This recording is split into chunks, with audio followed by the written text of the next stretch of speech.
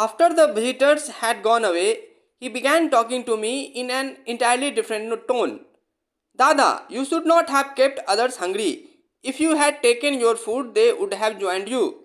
See, Ma, Mosima, and Kamla are hungry. Dada, I was on the bank of the Ganges. It was so nice and peaceful that I could not leave it. You should not keep anyone hungry. The next day he again left in the morning along with some devotees. Before leaving, he told me that if he were late in returning, I should not keep anyone hungry. If I took my food, others would join me.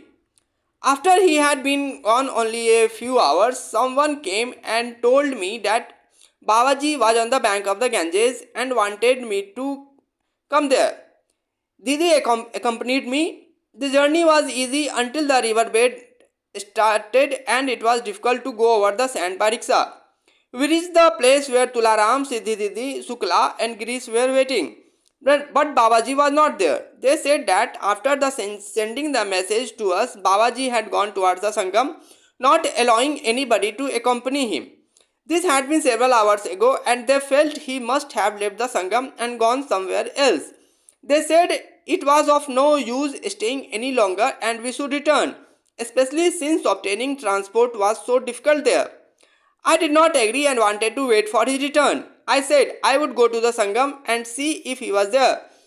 Girish, a young devotee, accompanied me. The route was along the bank of the river. We could see the Ganges on our left and also the Sangam in the far distance ahead. After we had gone some way, Girish looked around and said, Chacha ji, let us return. Babaji cannot be seen. He must have gone away. I continued going ahead. The same scene was repeated twice more. I didn't want to return, but now I had to think about Girish. He had followed out of his love for me, and if I moved ahead, it would be a torture to him. A sad return for his love. But I could not go back as I felt that Babaji could not have gone away. He had sent for me, he would give me darshan here. So I was in a fix, unable to move in either direction. Suddenly Girish shouted, Chacha ji, here is Babaji. Looking at the river, we saw a small boat coming towards shore with Babaji sitting on it. The most striking thing was that we had been walking only a few yards away from the water. We had kept our eyes open searching for him. I was excited by this sudden appearance that I couldn't say anything. When the boat anchored, we got on it. It was very hot out and Babaji had dropped his blanket sitting in his bare body. Babaji began heckling me with all kinds of questions. When had I gotten his message? Had I come alone? How long did I sit with the others? And so on. But I would not reply to his questions. My heart was too full. There was a Vaishnava sadhu sitting with Baba and he began narrating his story. Babaji did his utmost to interrupt, but the sadhu shouted as loudly as he could.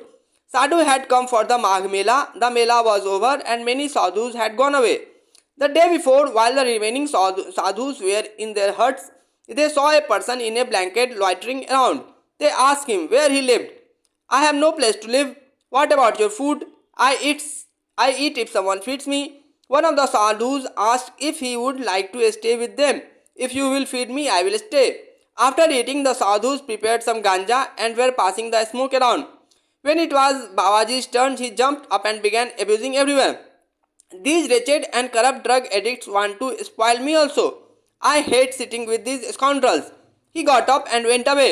Some of the sadhus went and searched for him. When they inquired at another camp if anyone had seen a man in a blanket, an old sadhu said, You did not recognize him. That was Neem Karoli Baba. This was a revelation to them. They had heard much about Baba but had never met him. That morning the sadhu had seen Babaji moving before his hut and followed him. Baba started to talk to him and they had been together all day.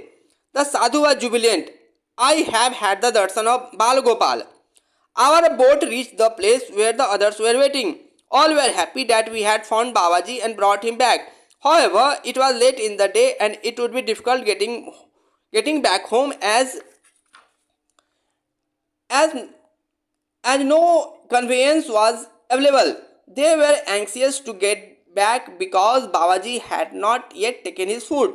Babaji said, something will happen. After a few minutes, a devotee arrived in a station wagon. Babaji asked everyone to get into the car and return home, saying he would come afterwards along with me. He insisted they must return as Ma and Mausima were waiting with their food. They left rather reluctantly.